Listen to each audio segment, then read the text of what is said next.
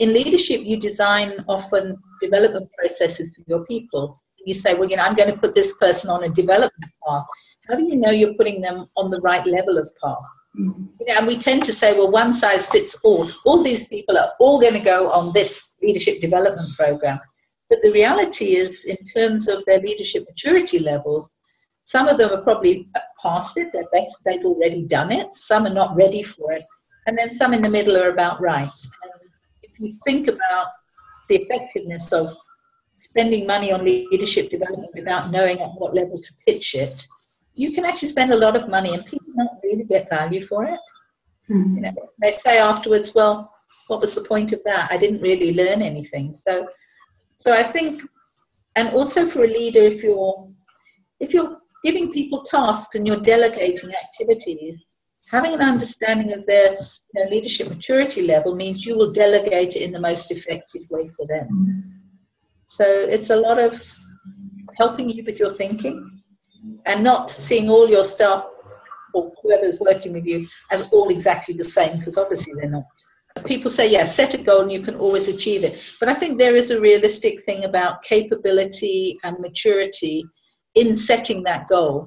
So I don't believe you can, it sounds like not coaching speaker, but I don't believe you can necessarily do anything you set your mind to. Because sometimes we just don't have the ability or capability for it. I mean, I could not be a concert pianist.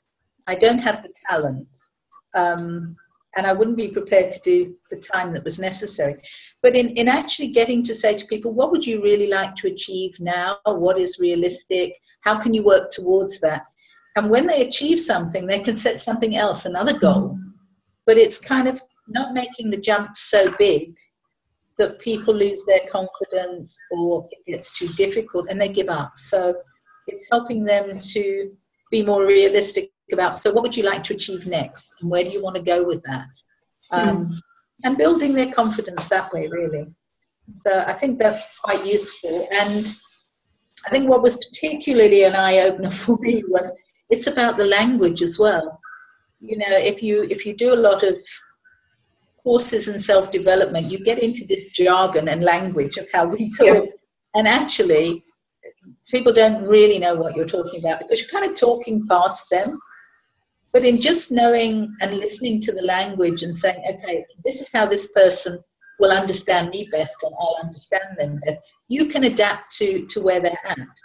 So, and it's not a better than or cleverer than, it's just, let's just get on the same sort of wavelength here. And that's really helped me with thinking about that. So the language is really useful. And it's about in coaching being equal in a relationship. Whereas if we don't talk the same language, then we're disadvantaging somebody, or they don't understand what I'm asking, then it's going to make them feel really awkward and maybe not able to respond appropriately. Whereas if I can ask it in the way that they're going to get it, it's going to make life much easier. So it is two sides of identifying their language and then modifying your own sometimes. I think what was a good eye-opener for me as well is that the importance of being able to span a range of levels.